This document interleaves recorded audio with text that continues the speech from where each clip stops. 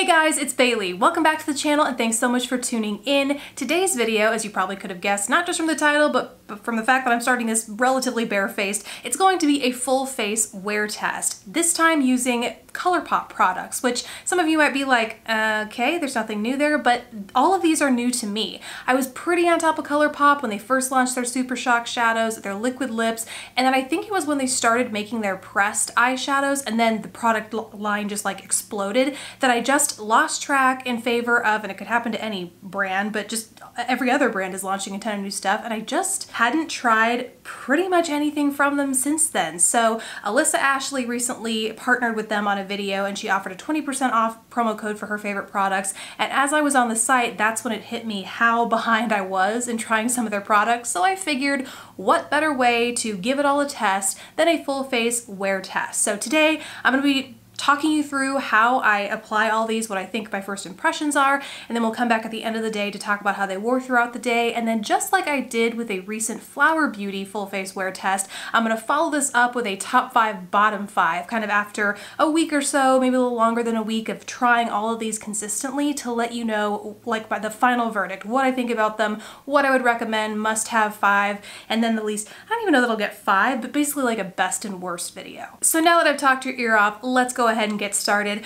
I totally spaced on buying not only the foundation but also the powder. I could have sworn I added both to my cart, but here I am without them. So I have already put foundation on my face today and pretty much every day for the past like 2 weeks. I've been wearing the Natasha Denona Foundation X, but I do have the concealer, and this I'm a little concerned is too light for me right now. This is light 14. They have a really extensive concealer range, and so maybe I should have gone with something on the lighter end of the medium scale. I never really know where I fit into that. The boundary between seasons can be a tricky time for me because it's like I'm at the cusp of light and medium, and I think let's just go ahead and apply it to see. So it's a thinner consistency than I thought it would be, but it is still pretty full coverage. Granted, the foundation I'm wearing is pretty full coverage, so I would like to try this with something a little lighter, but overall I am liking how it covers my dark circles. And yes, it is a hair light for what I would typically wear when I am this shade, but I think with everything else on the rest of my face, it's going to serve as kind of an under eye highlight, and we can just blend the rest in with the rest of the face. Speaking of the rest of the face, I got a blush and a highlight, but not a bronzer. So I'm gonna bronze real quick off camera using, for reference, the Physicians Formula Mineral Wear Talc-Free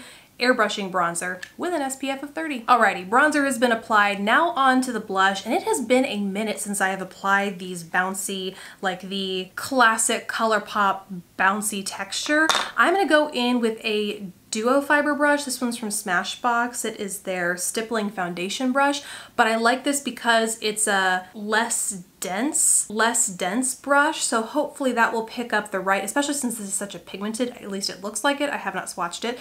This is, by the way, in the shade Drop of a Hat, which I believe was one of Alyssa's faves, but I feel like this brush is going to pick up just enough product so that I can slowly layer it in the event that it's like ultra pigmented, which if memory serves, these are. So this is actually, I really like the way this is building up. It's nice and easy, and what I love about this texture that I totally forgot about is that yes, it's like not a powder, but it's not quite a cream, it's more like a mousse, and so it doesn't disturb the makeup that you have underneath. Like my foundation is totally intact, my concealer is totally intact, there's not a weird barrier forming between any of the products here. They just play really nicely together. Okay, I think I need to stop layering this because I could be obsessed. It even has a super subtle glow to it, so if you didn't want to apply highlight over top, even though I will, you could totally wear this alone and still get a subtly highlighted look about your skin. It's like a nice 2-in-1 kind of product. So for highlight, I picked up a loose powder. This is called, it's either called Strobe Glow and the shade is Luster Dust, or vice versa. It seems like that would be the reverse, but just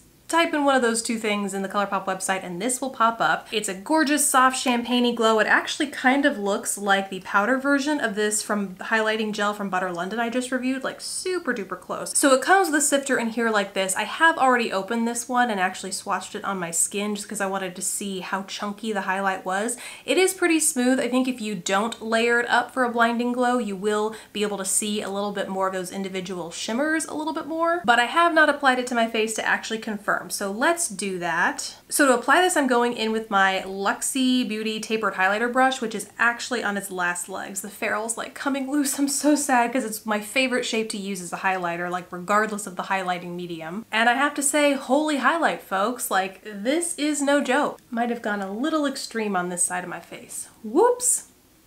But this does help me see that if you apply it a little bit lightly, totally unlike what I thought before, it actually still does give you a nice smooth highlight. You really can't see any sort of individual shimmers in there. Like, it's not a glittery sort of highlight. It really blends nicely and evenly, even if you don't layer it up this blinding highlight. But I'm not mad at this. I wish I would have worn like a lower cut shirt so I could go all in on my collarbones, because this like screams body highlight to me. Okay, now let's tackle the brows. I got two brow products, first of which is a brow pencil, and then to set my brows is a brow gel. Let's first start with the pencil. This is super similar to the CoverGirl that I've actually been using and loving, but I think it might be cheaper. I will annotate it or put the details in the description box if that is in fact the case, but I would be willing to guess it is. The shape here is a little bit weird and it's kind of harder to crank up, but I do wonder if you get more product in this than you do with the CoverGirl, because I actually just ran out of the CoverGirl. This is the second one that I am using now of this, and I was a little surprised at how quickly I used it up, especially since I don't feel like I use a ton of product on my brows. Like I have naturally kind of thicker brows, so I really just use it to fill in on the inner portion of it and then create shape here out on my arch. Don't feel like I use a whole lot of it, so to me this lasted maybe 2 months before it ran out, and so by comparison this looks like there might be more product in here, but I don't actually know. Now that I think about it though, one could know. One could actually just look at the sizing here. So the CoverGirl doesn't have how much product comes in here. I'm sure it was on the larger packaging, but the CoverGirl comes with 0.003 ounces or 0.09 grams. So I'll double check on seeing how much comes in the CoverGirl. Let's zoom you in for the brow application. Ooh, zoom you in and pop down. The shade that I have here, by the way, is Bangin' Brunette. Ooh, and it is a little deep. I think I've been used to filling my brows in with something a little lighter and taupier. This is like a true brunette, true, almost like mid to deep brunette. So this shade might be a little bit too deep for my face, but I do love the thickness of this pencil. I like this thickness of pencil for 2 reasons. First, you get more hair-like brush strokes. Second, it's a more precise tip to help me fill out the tail end of my brows, which tends to be another place where I need the most help. But yeah, in looking at the difference between the two, little too dark. Okay, one of my brows just didn't want to make it happen for me today, so we're just gonna move past that. On to the brow gel. So this, I don't think I've ever seen a brow gel that looks a little white, like it has a white cast. This is interesting to me, and I'm a little concerned that I should have applied this before my my color, because it doesn't look like any of that is transferring, but I guess it's not a bad thing if it lightens it up though, since I did find my pencil was a little too deep. Now my big thing with a brow gel is that it's gotta keep my lashes in place, but without making them feel like crunchy. Like for any of you 80s, early 90s babies that had perms, hello. That gel that you'd put in your hair and scrunch it, but then you'd end up with these crunchy curls, that's not what I'm looking for in my brow gel, or my hair at this point anymore either. So that's really my main thing with a brow gel. It's got to keep my brows in place, but also not, I mean, they need, not that I touch my brows all the time, but touchable is the word that I would use, you know, not like stiff. Ooh, okay, so you definitely have to wait for them to dry, because I just went to kind of smooth out some clumps that I had from this, and it basically flattened my brow. Like this one looks like it's glued to the side of my face. So I'm just gonna plump it up a little bit so it looks a little bit more like hair. And now I feel like it's too thick, and this brow is just not on my side today. Moving past it.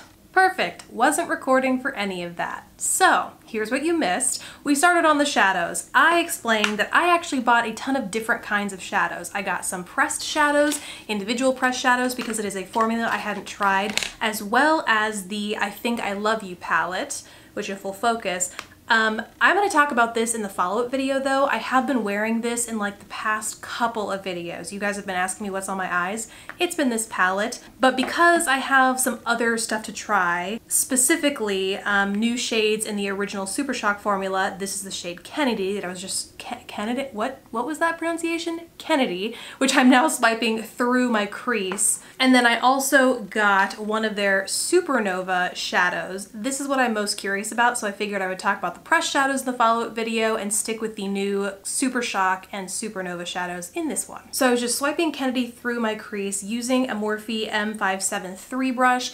I like using brushes for like a light dusting of color, although you can see this gets pretty pigmented as I'm building it throughout the crease. But if I want like ultra pigmentation and ultra shine, especially for those shadows that have a lot of shine to them, I will go in with my finger. And I think that's just kind of intuition for a lot of people too, but for reference, that's what I like to do. I also didn't prime because historically I don't personally have to with the Super Shock shadows. However, I realized mid-application that with the Supernova shadow, that might have been a mistake, but we'll see. That's the point of a full day wear test. Now I'm going in with the shade I Like You all over my lid, and this is an incredible fun shade. Oh my gosh. So it has a yellow base and then a pink iridescence to it, and I could kind of see it in the pan, but it is so much more noticeable when I apply it to my lid, and I love that because so often when you see a cool color in the pan, it doesn't always translate like that to your eye. So I'm happy to see that this is like, it gets cooler with application and without a lot of hard work. Like some shadows, sure, you can get them to be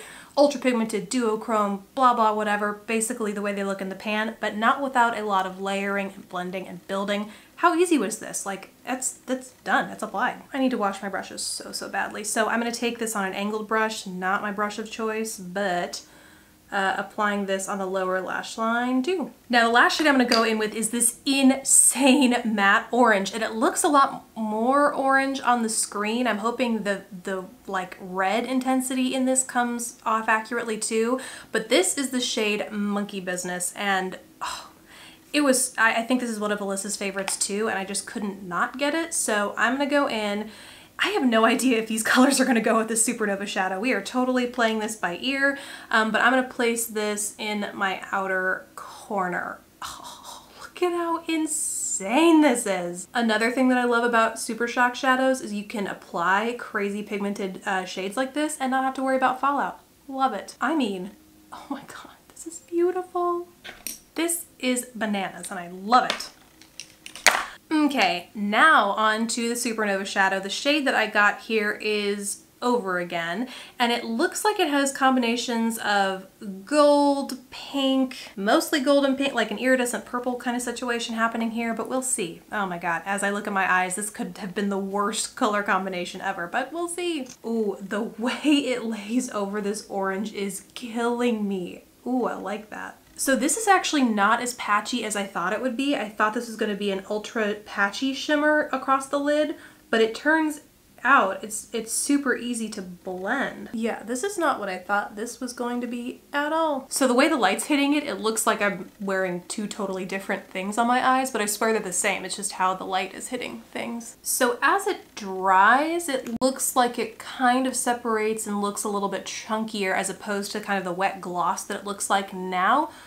And I'm a little nervous about that because it makes me think it's going to flake throughout the day. Some eye products that do that, where they apply like one cohesive glitter or iridescence across the eye, if they dry down into a chunkiness, more often than not, it means they will fall off in chunks throughout the day, especially as your eye moves, you blink, the elements happen, you know. So we will see. I'll keep an eye on that, but for now, I love this color. Alrighty, mascara has been applied. I used my usual Butter London Stroke of Wow volumizing mascara. Now it is time for the lips. I bought both a stick lipstick, which I have not tried, and then a lip gloss, which I don't think I've tried either, and if so, it has been a long time. So the lipstick shade I have is called Third Eye, and unfortunately I was not thinking for this look. It is a cool leaning neutral brown, so hopefully it doesn't throw off the eyes too much, but if so, I can always wipe it off and then just go in with the lip gloss, which happens to be this peach shade with a pink iridescence that would match the eyes pretty nicely. Okay, so now as I try the lip glosses, I don't think I've ever used these before because I'm not a huge fan of the brush, the super short, small, actual brush.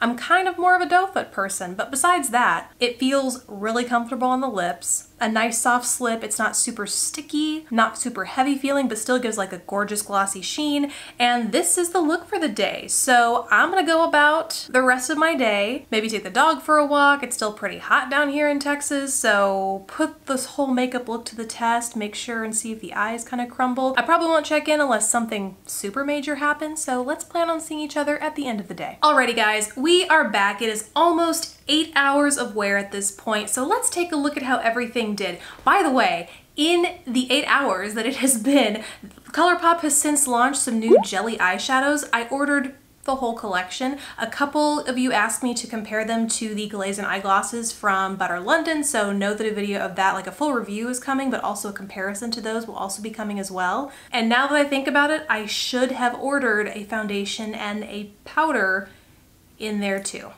I'll probably make another order because I want to try those. Let's just get into how this is performing. First, let's start with the concealer. I'm not super unhappy with the way this is worn. I can see a little bit of wear. It's kind of sunken into the fine lines in my under eye area. Some of how it's worn is not looking so great due to fallout from the glitter, which we'll get to later. But I do think a setting powder could help with some of that. So I do want to order like the full foundation face kit. The foundation uses concealer and then uses setting powder just to see how it all performs together. Because I need a little bit more than just this one day to judge this concealer. Next is the highlighter. There's not much to say about this. It's pretty much pure perfection. Still glowing to the gauze, didn't break up my makeup, laid beautifully, played nicely, all that kind of stuff.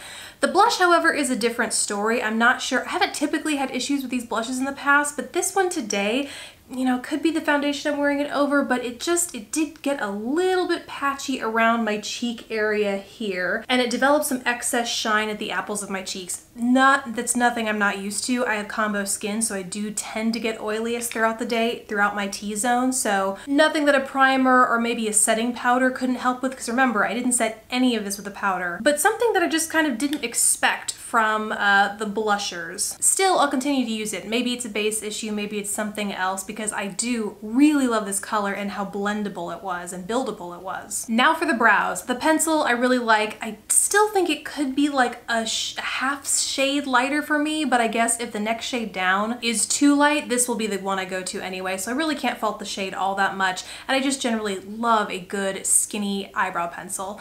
The setting gel, on the other hand, is a little different. So the good news is that on me, it did not dry crunchy or stiff or anything like that. It's actually very soft and touchable, but as a result, I did notice some brow hairs kind of strayed throughout the day. Like, I have this one real wild guy over here that just kind of pops out sometimes, and this did not tame it. So it's just a little bit too soft and malleable for me, I guess, to keep my brows in place throughout the day. So this is not one of my favorites. Moving on to eyeshadows, these are really a no-brainer for me. They still perform the way I knew and loved them to, but this time in amazing new shades. Like, seriously, I'm still so enamored with this bright orange, but also really, really like it's that shade I Like You, where it was that orangey camel base with that iridescent shimmer. Just such a cool, fun shade. So really love the shades of those I picked up. And then last are the lips. Honestly, I didn't wear the lipstick as much today because I didn't feel like it went with my look quite as well as the lip gloss, so TBD, still need to do some more testing around this. First initial thoughts though, it's a super creamy formula, like very hydrating feeling, very soft, smooth, silky on the lips.